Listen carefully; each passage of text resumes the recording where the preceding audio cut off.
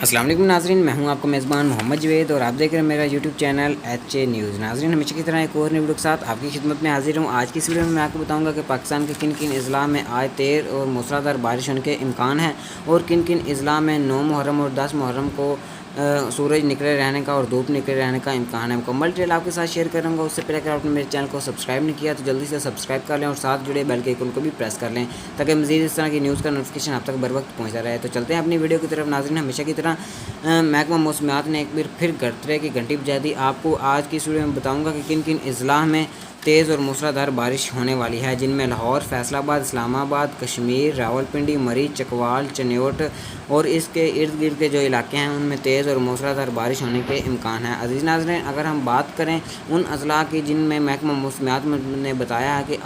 9 محرم اور 10 محرم کو بارش نہ ہونے کے امکان ہیں، ان میں جھنگ، اکاڑا، قصور، گوجرانوالہ، گجرات، شیخوپورہ، بکھر، سرگودا، میاں والی، ملتان، پاک پتن، وہاڑی اور اس کے ارد گرد کے جو علاقے ہیں ان میں دھوپ نکلے رہنے کا امکان